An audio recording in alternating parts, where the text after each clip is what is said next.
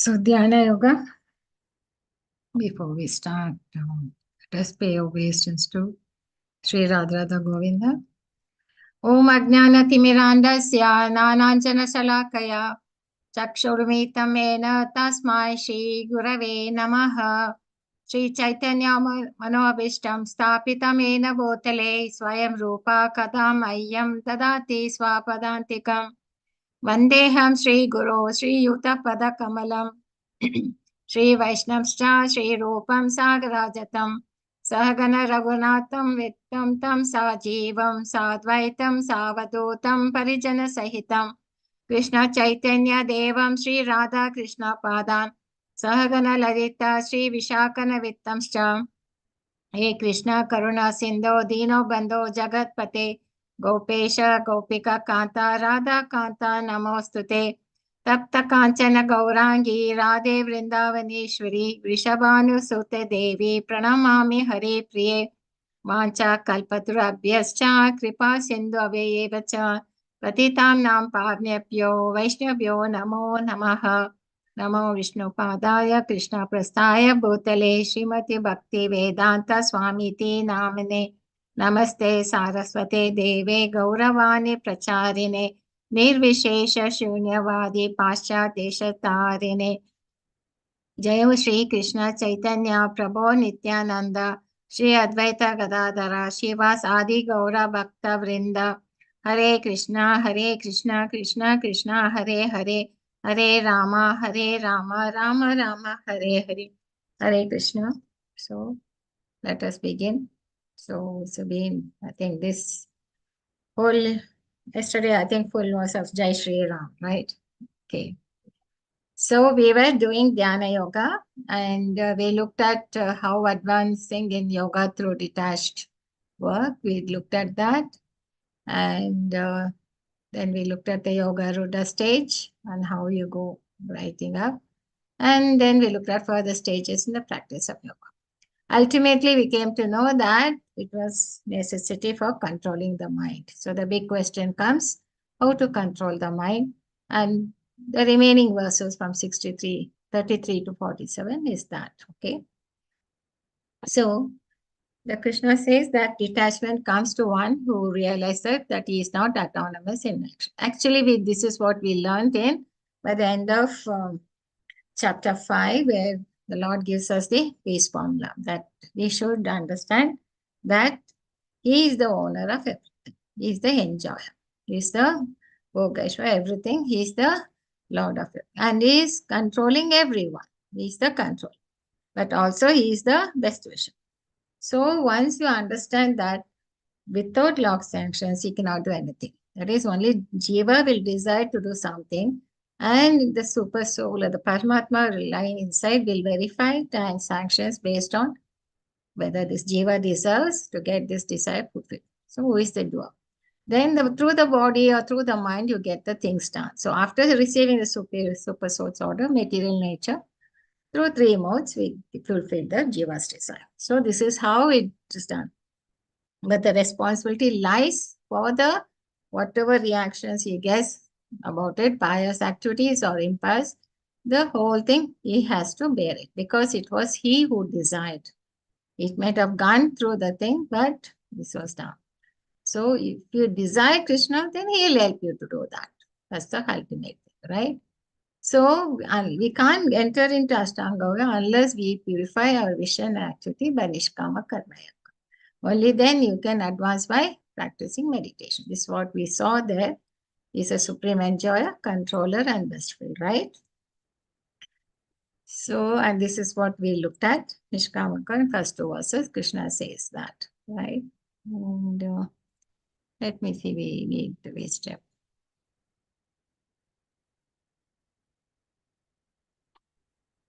And then we looked at further stages of the Ashtanga Yoga. Ashtanga Yoga means 8 stages: Yama, Niyama, Asana, Pranayama, Pratyahara, Dharana, Dhyana. And these are the first few steps are the sadhana. We have to practice. And then ultimately it goes to remembering and then absorption. This is the final stage, highest practice, where by then we get into. So, but this is not yoga we looked at. And we looked at all these basic practices in Ashtanga. And ultimately it comes to be, we have to temperate in our, see, we have physical, verbal and mental.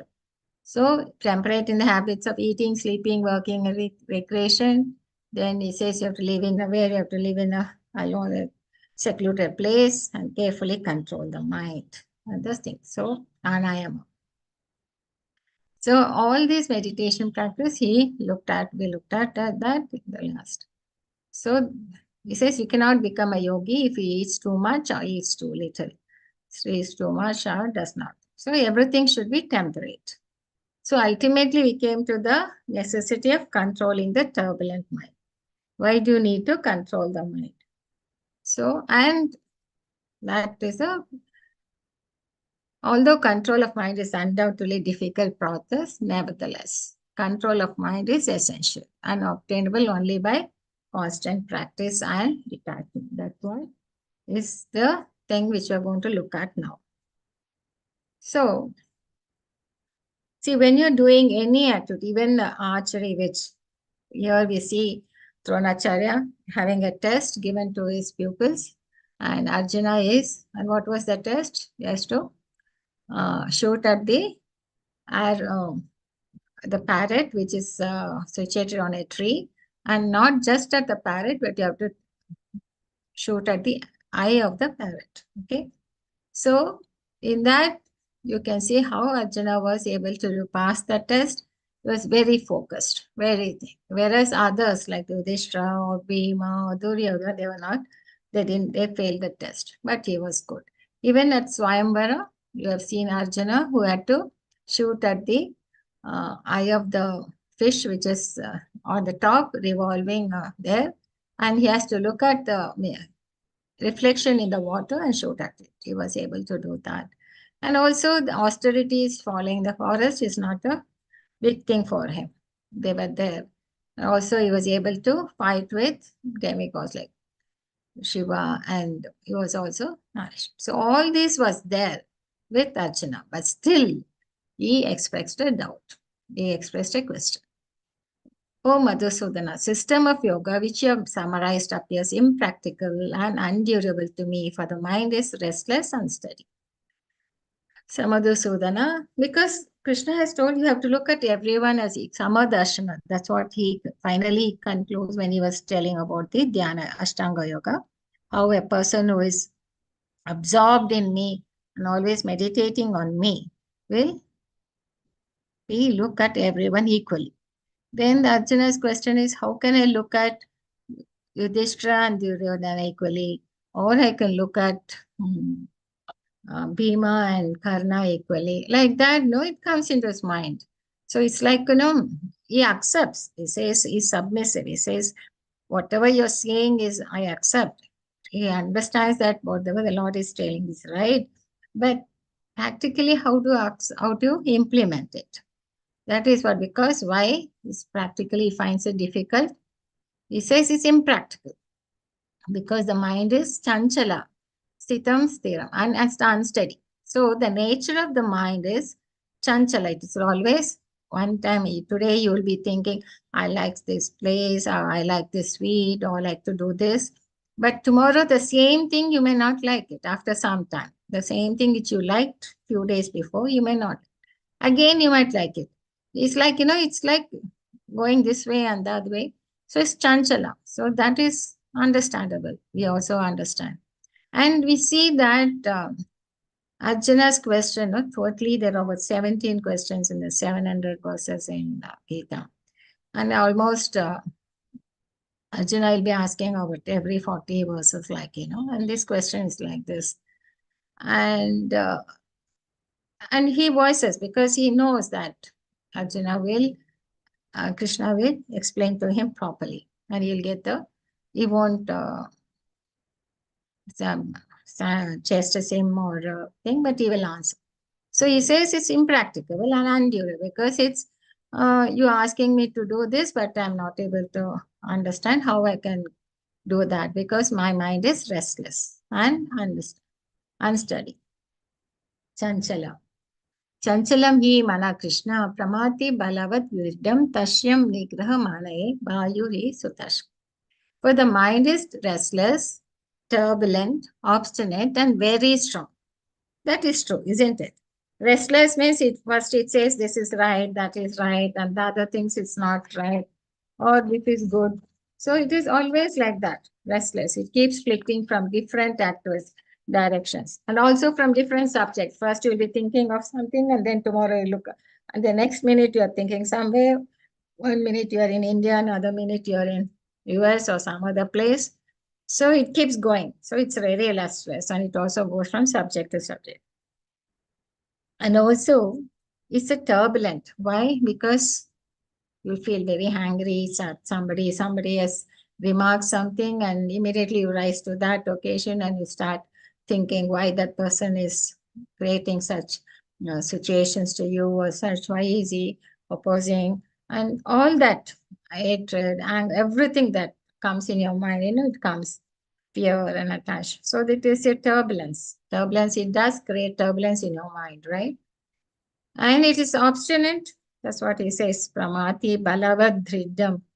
Then strong. It overpowers intellect with its vigorous currents and destroys powers of discrimination.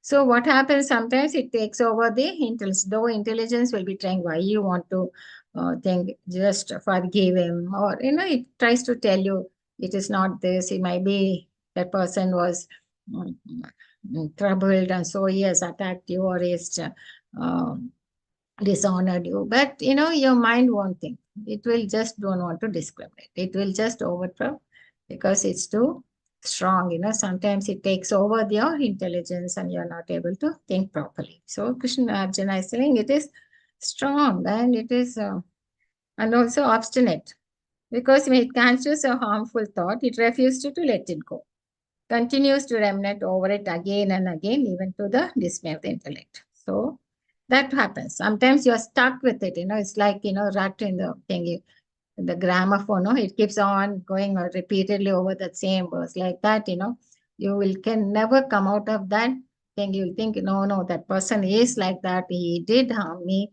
and you won't come out of it. That's what the mind is like that.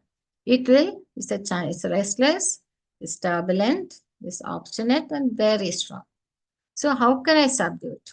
Thinking it more difficult. And he says it's more difficult than the controlling the wind. Actually, the wind is very strong. It can uproot the lives. We know that during cyclone time, or it can even drive over the clouds. Everything, we know it's very strong. So Arjuna is saying it's more difficult to control than the wind. So this is what is the question. So this is something which comes even to our mind. So till now, whatever we studied, whatever we understood from whatever the Karma Yoga, Ashtanga Yoga and all, we learned, it all says to regulate your mind, regulate your thing, control your senses, control your mind. So regulate. So whatever Arjuna was saying, it is right, isn't it? We can't control so easily.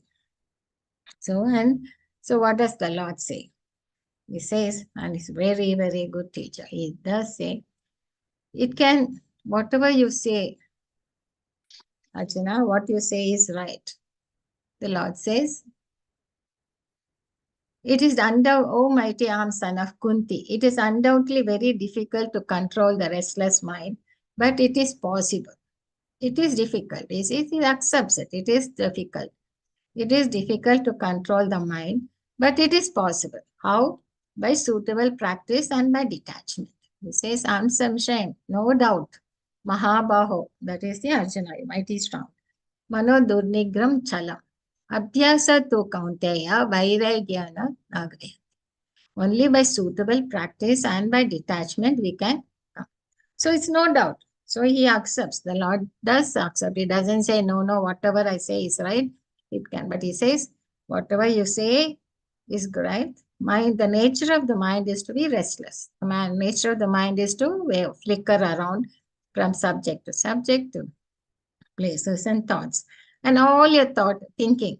Actually, your thoughts are like 4 types you will be having. Will be negative thoughts, then you'll be having positive ones, And you also will have functional thoughts, how to get these things done. No, you'll be thinking in a functional way, or it could be wasteless thoughts, which is of no use. Simply you will be we're going from one gossiping around and things like that. So these are there in your mind. The thoughts would be there because the mind is keep wavering. But the Lord says you can curb it, curb the restlessness by suitable practice and by detachment. So he's telling us it's possible. How? By suitable practice and vairagya abhyasa. So by right practice and detachment. Not like that you do it this way or that. For one, and we should also understand why we need to do it. So the Krishna says, in his opinion, for one whose mind is unbridled, self-realization is difficult work. But whose mind is controlled and who strives by appropriate means is assured of success. So he says, he continues to say, if you do it appropriately, but only by spiritual practices we can control it. We can't do that. Not by physically try to do it. It cannot. People will say many a time, when we're chanting, we're not able to concentrate or do things because the thoughts will be going round and there. So it is there, but the mind will keep wavering. But if you continue to do it slowly, the mind will start realizing that no, because you're bringing back the focus back to your chanting, focus back to your spiritual practice, focus back to this. Then what happens? The mind is again brought back and back. So repeatedly, when you bring it back slowly, it will understand that, yes, you want to do this, so continue to do it. But in the beginning, it will be difficult. So he says, by abhyasa and practice, you can do it. And why we have to do it? If we don't control, but whose mind is controlled or strives by appropriate means is sure of success. And what is our success? Our motivation is to go back to get detached from this world and go back to the Lord. That is to be totally, to become a pure devotee of the Lord and to be totally absorbed in remembrance of the Lord. So, but that is very, it's a tall order. Okay, the aspiration is tall. But it can be done by proper success. So, trying to practice yoga while engaging the mind in material enjoyment is like trying to ignite a fire while pouring water in it. So, what does the Lord say? If you're still, your mind is active in material enjoyment and you want to practice yoga, it's like pouring water onto a fire. Okay, when you're trying to ignite fire and you're trying to uh, light a fire, but you're pouring water over it. It's like that. So he says, if you're still bent upon material enjoyment, then it cannot be done. Similarly, yoga practice without mental control is a waste of time.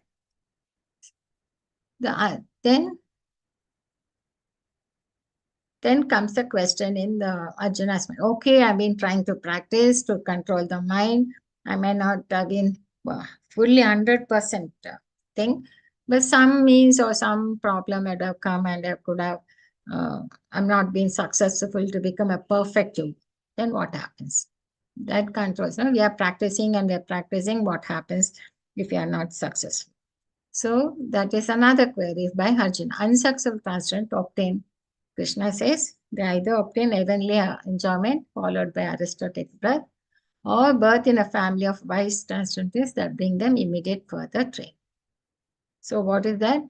Although he begins the process of self-realization with faith, he later desists due to worldly mindedness and does not attain perfection in mysticism. What happens to them? So let us see. So what is the destination of the yogas? Arjuna Vacha. Anybody wants to recite? Hare Krishna. The path of realization. Mataji. Yes, Mataji, go ahead. The path of self-realization or mysticism is described in the Bhagavad Gita. The basic principle of self-realization is knowledge. That the living entity is not this material body, but that is different from it, and that his happiness is in eternal bliss. Knowledge and knowledge These are transcendental beyond both body and mind. Self-realization is sought by the path of knowledge, by the practice of the Eightfold System, or by Bhakti Yoga. In each of this process, one has to realize the constitutional position of the living entity, his relationship with God, and the activities whereby he can re-establish the lost link and achieve the highest perfectional stage of Krishna consciousness. Following any of the above mentioned three methods, one is sure to reach the supreme goal sooner or later. This was asserted by the Lord in the second chapter. Even a little endeavor on the transcendental path offers a great hope of deliverance. Out of these three methods, Excuse me, Mother. Do you remember this verse, Hare Krishna? What happened? Which verse was it? When Lord Krishna says, even a little endeavor on this path offers a great hope for deliverance. Can anyone remember? Which verse was it? Yeah, Hare I think it's Neha Vikram. That yeah. Yes, 2.40. Yes. So even a little progress in this transcendental path, it carries to the next birth also. So when we understand that, so we should not think, what is the point if I can't reach the perfection in this life? No, it will get accumulated. All our endeavor which we do on the spiritual path, it does gets added up into a next path. So Prabhupada reminds here, this was asserted by the Lord in the second chapter. Even a little endeavor on the transcendental path offers a great hope for deliverance. Okay, Mataji, continue. Out of these three methods, the path of Bhakti Yoga is especially suitable for this age because it is the most direct method of God realization. To be doubly assured, Arjuna is asking Lord Krishna to confirm his former statement. One may sincerely accept the path of self-realization, but the process of civilization of knowledge and the practice of the Eightfold Yoga system are generally very difficult for this age. Therefore, despite constant endeavor, one may fail for many reasons. First of all, one may not be sufficiently serious about following the process. To pursue the transcendental path is more or less to declare war on the illusionary energy. Consequently, whenever a person tries to escape the clutches of the illusionary energy, she tries to defeat the practitioner by various allurements. what is this illusion energy? Hare Krishna. Maya or materialistic things around us. Illusion, it is a Maya. Maya, which is always trying to test us by giving us a lot of distractions, various allurement. Continue, Mataji. A conditioned soul. A conditioned soul is already allured by the modes of material energy, and there is every chance of being allured again. Even while performing transcendental disciplines, this is called yogic Chalita Manasaha. Chalita Manasaha, deviation from the transcendental path. Arjuna is inquisitive to know the result of deviation from the path of self-realization. Hare Krishna, Mataji. Hare Krishna, thank you. So it's very clearly here that there are different paths, but here the Prabhupada Rai explains clearly that one may sincerely accept the path of self-realization, but the process of cultivation of knowledge, that is jnana, practices of Ashtanga Yoga, are difficult for this age. Therefore, despite constant endeavor, one may fail for many reasons. Because Maya is there all the time, trying to test us. So, but Bhakti Yoga is suitable for this age, because that's what Prabhupada writes, that Krishna consciousness is best because that is the easiest and also a direct method rather than trying to go through the yoga ladder. So, mighty arm Krishna, does not such a man who is bewildered from the path of transcendence fall away from both spiritual and material success and perish like a riven cloud with no position in a hemisphere? What is a riven cloud? Like there'll be a large cloud, okay? And some wind might blow a part of it away from the main cloud. So that part which is coming away from the main cloud is known as the riven cloud. So what happens is like you have entered into this endeavor to progress in the spiritual path, okay? But while progressing on that, you might have detached yourself from the material thing. So you might have given up material fruits, okay? Whatever the fruits you desire in the material enjoyment, you have given up, and you are trying to focus on advancing in the spiritual path. But later, when you think, you might get bewildered. You might think, have I reached or have I got anything? So that happens because they won't have been enough inspiration or some reason you might give it. So you are neither in the material world nor in the spiritual. Somewhere you are in between, right? So that is what here the Arjuna's questions. You are bewildered from the path of the Sirashas and fall away both from the spiritual and material success. So what happens to such people in this endeavor? So this is my doubt, O Krishna, and I ask you to dispel it completely. But for you, no one is found who can destroy this doubt. So whatever Arjuna is asking is quite perfect. Okay. See Bhagavan Uvacha, Pata Naiva Namutra Vinasha Tasya Vidyate Nahi Kalyanakrit Kaschit Durgatim Tata Gachati. The Supreme Personality of God is Son of Pratha. A transcendentalist engaged in auspicious activities does not meet with destruction, either in this world or in the spiritual. One who does good, my friend, is never overcome by grief. So, here Krishna is very clear. So, he is there as a Paramatma inside us. So, he knows the efforts we are putting in, he knows that desires, all our internal thoughts, everything is witnessing, right? And so, he knows that. So, that's why he is saying, Son of Pritha, transit engaged in auspicious activities does not meet with destruction in it, either in this world or in the spiritual. So he doesn't. Even Ajmila, who had actually during his young age and his brahmacharya did this thing when he's married and he had the thing, he was very disobedient to his parents and he was following all the spiritual practices and even he was very good husband to his wife and things. But a moment of madness when he saw something gone in the forest, when he had gone to collect some herbs and flowers. By just a moment's weakness, he got attracted to the prostitute and he came away from the thing from his parents, from his wife, and he was totally absorbed in this thing. And he did all sorts of abominable activities, right? But towards the end, when he was dying, he had even a son of 2 years, so called Narayana.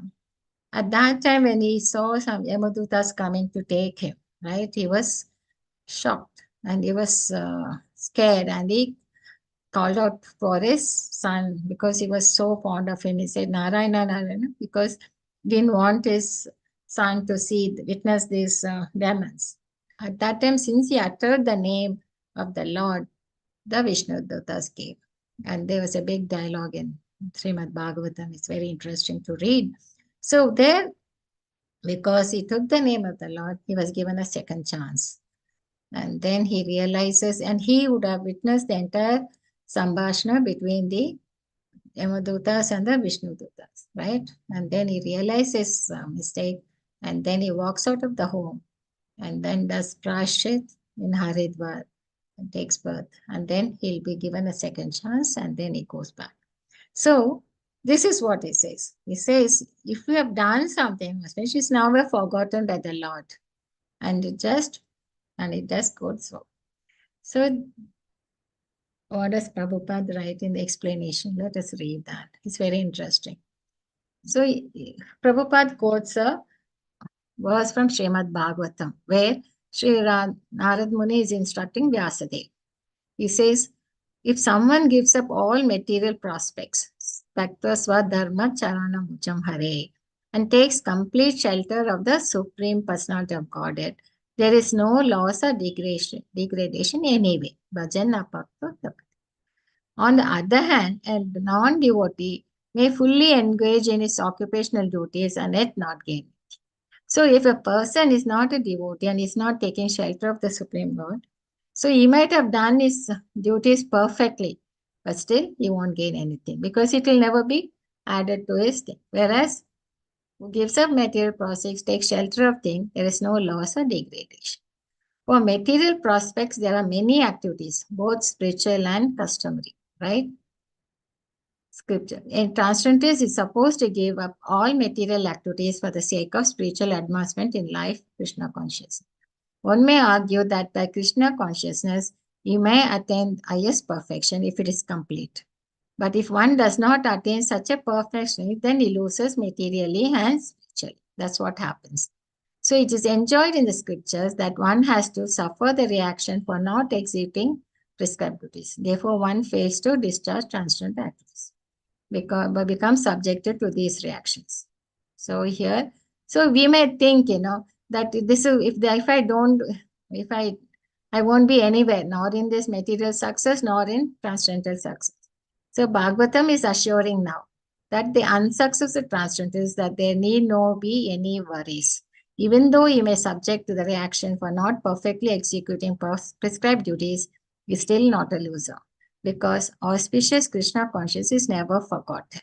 And one is engaged will continue to be so even if he's low born in the next life. So this is what. So it's not only that what Krishna is saying in this Bhagavad Gita, even in Srimad Bhagavatam, this is what Narada Muni is also instructing Vyasdev, that this, whatever is done, or especially Krishna conscious thing, is never forgotten by the Lord. And so engaged will continue to be so even if he's low born in the next life. Why is no low born? Because he might have had other reactions of a sinful thing which he has to endure. So he would have borne a thing. But his quota of auspiciousness is still there. It will never be forgotten. Okay. So the Prabhupada further writes, this somebody can read. Hare Krishna. Anybody else? Rita Chaudhary Mataji or Karpaga Mataji, you want to write? Try? Papat or anybody else? Prabhuji's. Hare Krishna. Nobody wants to do it. Prabhakar Naidu Prabhuji. Hare Krishna, Mataji. Yes, ma'am. Prabhuji, go ahead. Can I read, Mataji? Can I? Yes. Yes, Mataji. Yes. The purport may be understood as follows. Humanity may be divided into two sections, namely the regulated and the non-regulated. Those who are engaged simply in bestial sense gratification without knowledge of their next life or spiritual salvation belong to the non-regulated section, and those who follow the principles of prescribed duties in the scriptures are classified amongst the regulated section. The non-regulated section, both civilized and non-civilized, educated and non-educated, strong and weak, are full of animal propensities. Their activities are never auspicious because while enjoying the animal propensities of eating, sleeping, defending, and mating, they perpetually remain in material existing, which is always miserable. On the other hand, those who are regulated by scriptural injunctions and who thus rise gradually to Krishna consciousness, certainly progress in life. Those who are following the path of auspiciousness can be divided into three sections. Namely, first one is the followers of... 1 minute, Prabhuji. So here in the first paragraph, Prabhupada distinguished two categories. One is non-devotees and devotees. So non-devotees are non-regulated. That means they don't regulate their says, okay? They might be educated, they might be uneducated, or they might be strong people, I think, but they are full of animal propensities and they'll always be miserable because they are not regulated by scriptural injunctions. Now, in this second paragraph, Prabhupada now talks about the people who are rising in Krishna consciousness. Now, go ahead, Prabhuji. First one, the followers of scriptural rules and regulations who are enjoying material prosperity. The second one, those who are trying to find ultimate liberation from material existence. And third one is those who are devotees in Krishna consciousness. Those who are following the rules and regulations of the scriptures for material happiness may be further divided into two classes. Those who are fruitive workers and those who desire no fruit for sense gratification. Those who are after fruitive results for sense gratification may be elevated to a higher standard of life, even to the higher planets. But still, because they are not free from material existence, they are not following the truly auspicious path. The only auspicious activities are those which lead one to liberation. Any activity which is not aimed at the ultimate self-realization or liberation from the material bodily concept of life is not all auspicious. So activity in Krishna consciousness is the only auspicious activity. And anyone who voluntarily accepts all bodily discomforts for the sake of making progress on the path of Krishna consciousness can be called a perfect transcendentalist. Under the severe austerity, and because the eightfold yoga system is directed toward the ultimate realization of Krishna consciousness, such practice is also auspicious, and no one who is trying his best in this matter need fear degradation. Hare Krishna. Hare Krishna. So here Prabhupada says Ashtanga Yoga is also practice is auspicious as long as you are fully trying to reach to the Lord. Okay, because it's not for any physical benefits or not because you're getting certain small peace of mind or material benefits. All here, if you are focusing to this for self-realization to be absorbed in the Lord, then it is auspicious. But it is difficult to practice in Kali Yuga.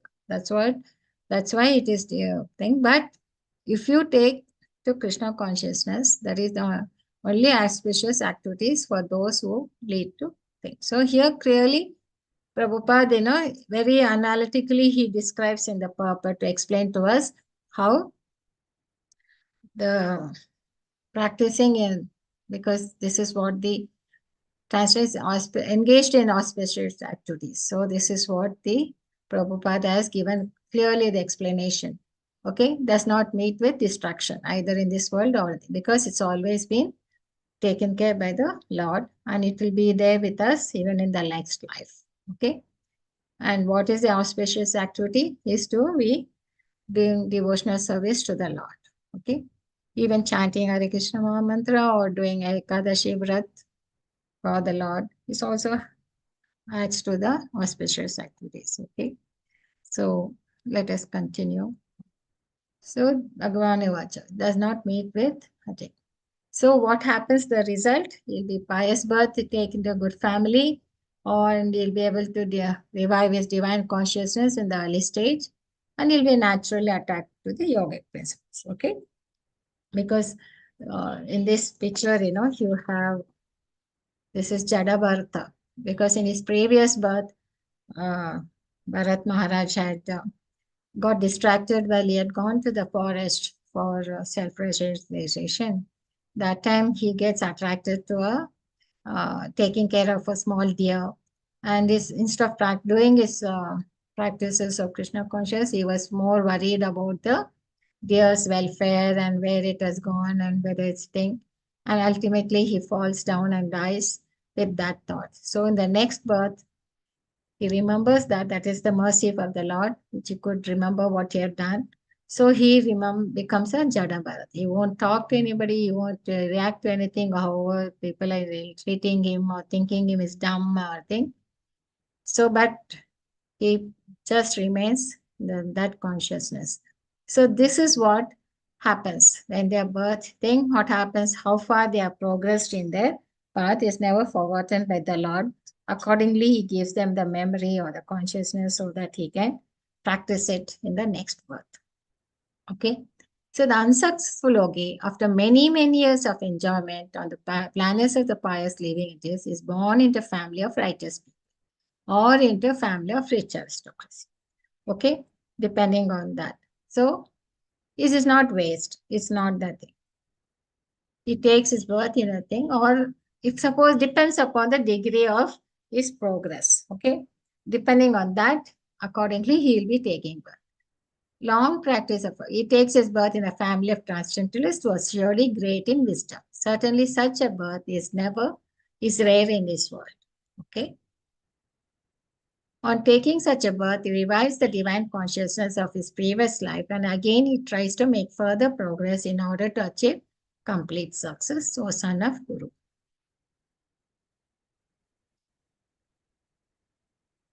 So, by the divine consciousness, he becomes directly attracted to the yogic principles even without seeking them.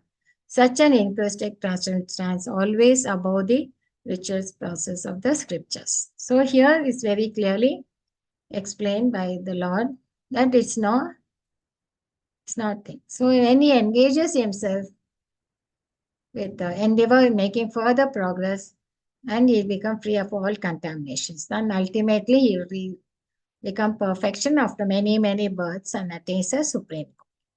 So this is the progress and how he is giving us the encouragement.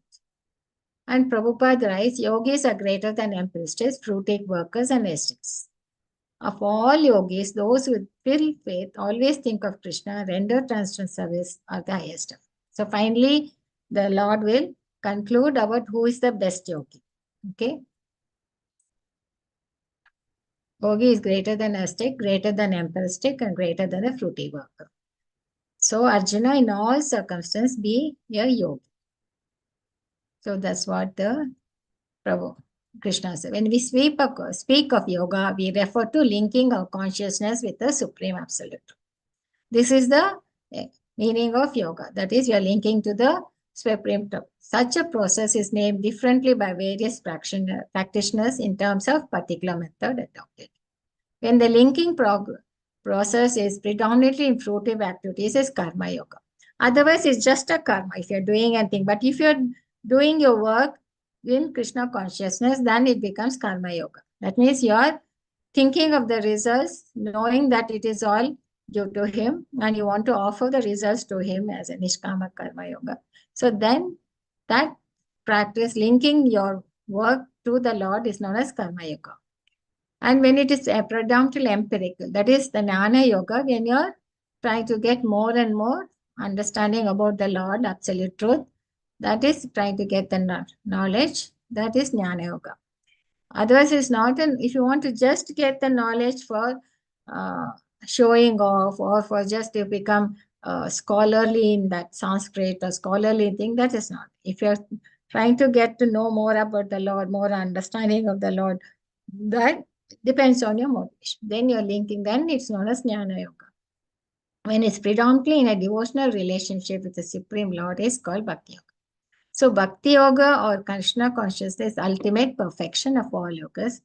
When the Lord is explaining the next verse, Lord has confirmed yearly the superiority of yoga, but he has not mentioned that it is better than Bhakti Yoga.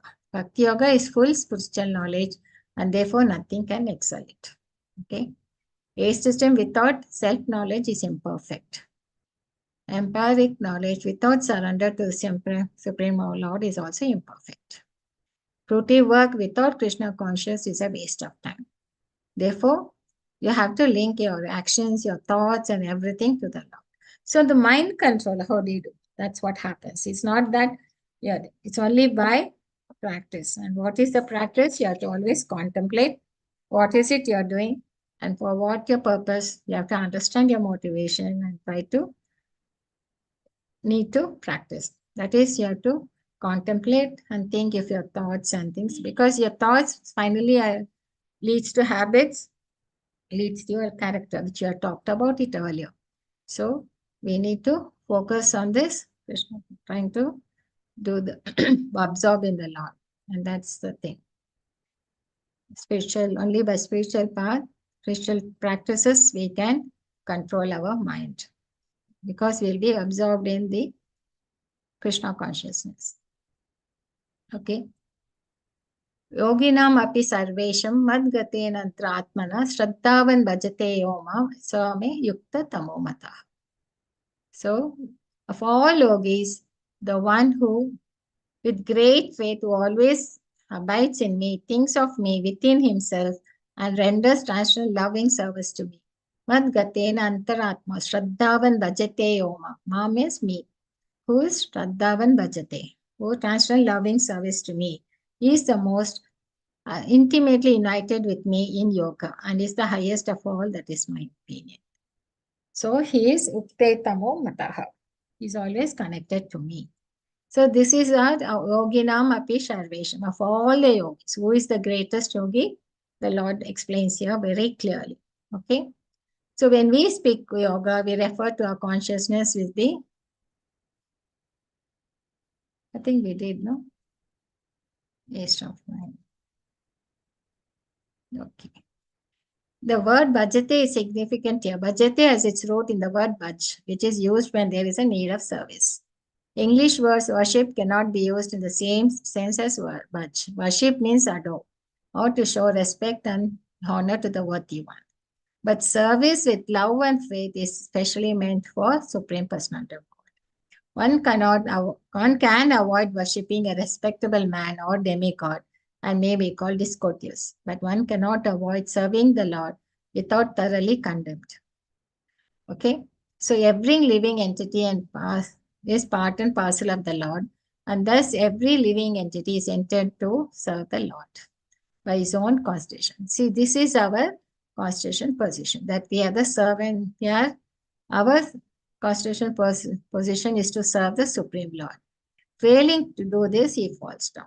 This is confirmed in Bhagavatam also.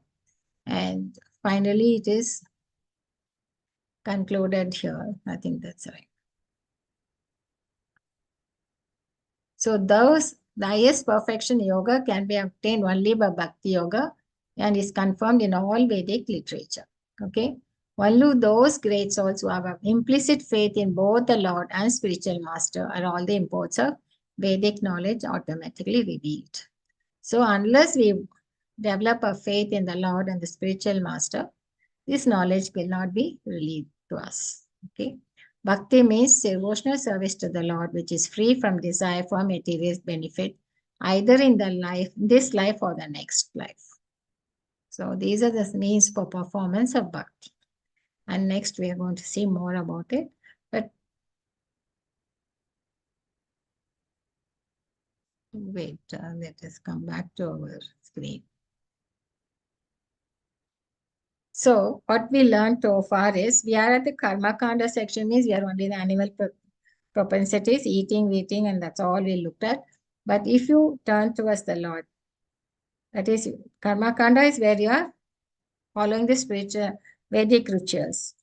Okay, but when you start offering the services to the Lord, the results to the Lord, that's when you are in the Karma Yoga section. And when you're completely selfless and working for offering all the results to the Lord, and then you are Nishkama Karma Yoga.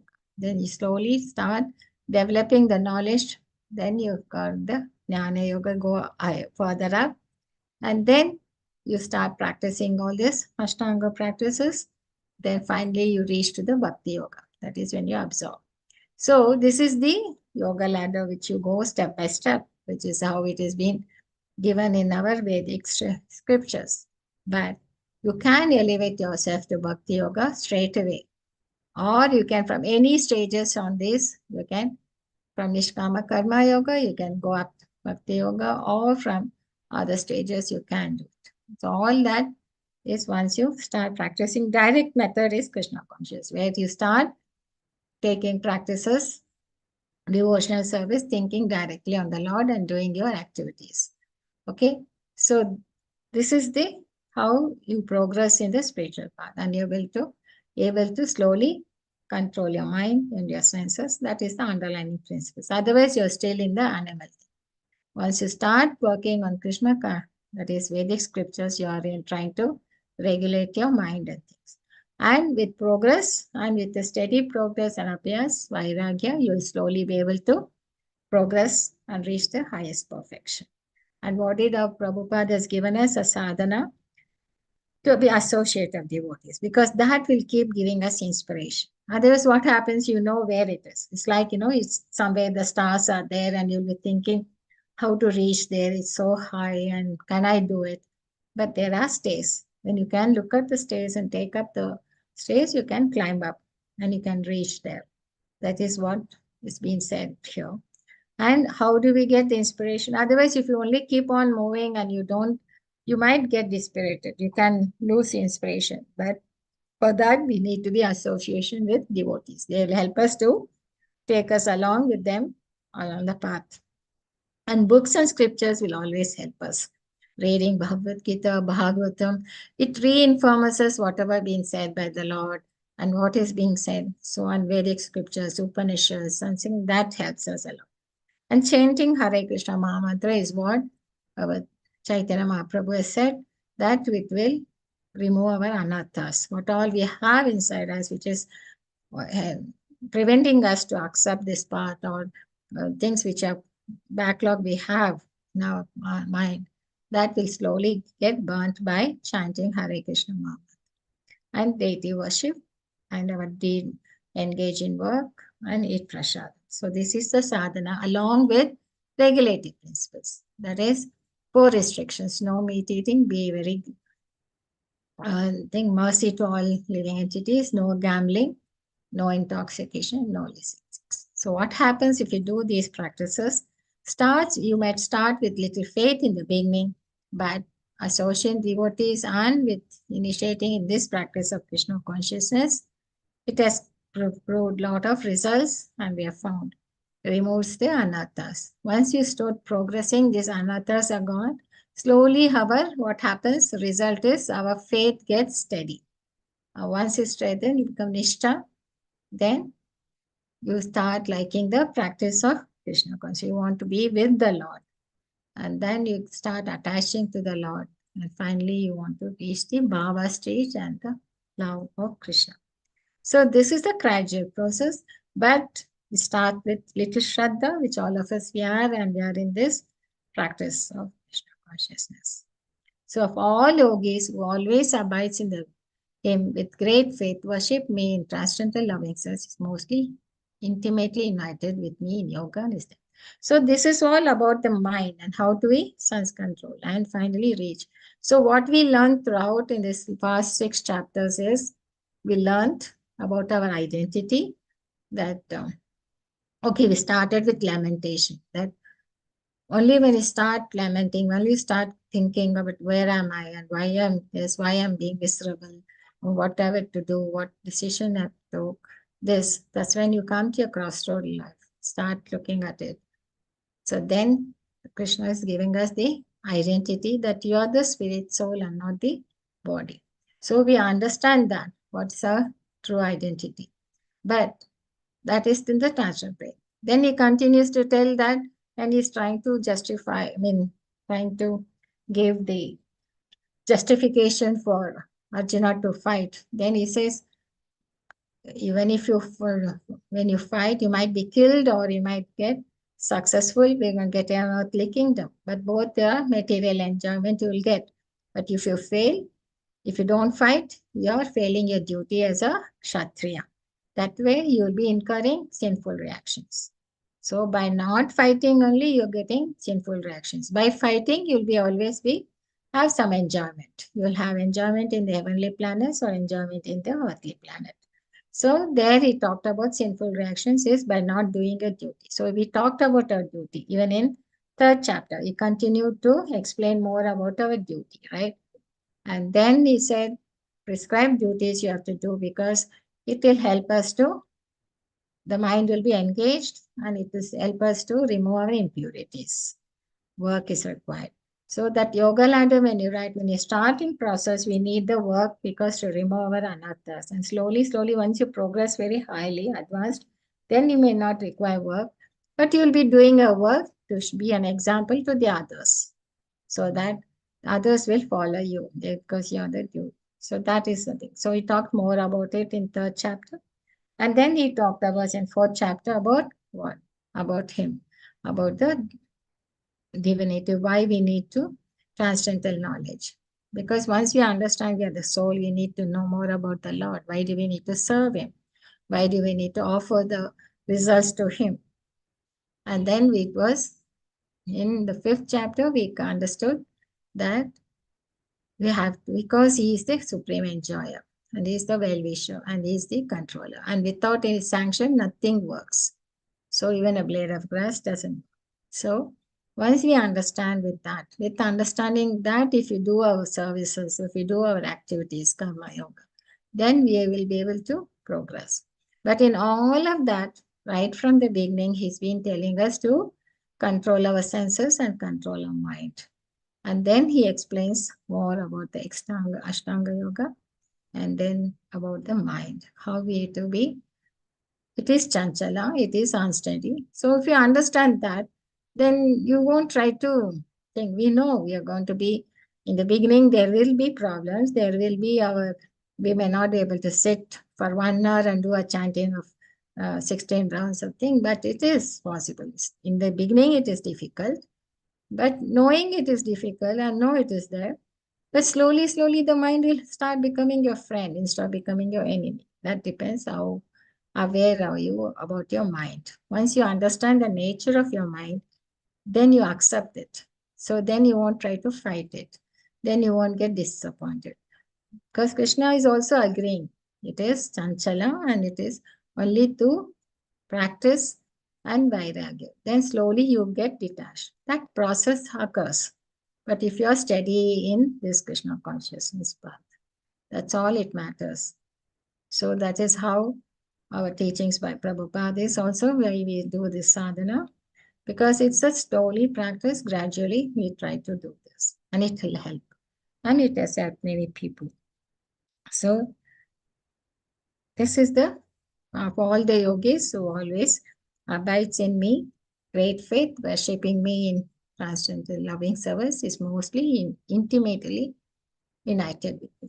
That's all he says. Serve him is the one, is the direct path to him. And he's the highest of all. You no need to do all this Ashtanga thing. All you have to do is directly serve him, worship him. Okay. So then the next section starts on Bhakti Yoga.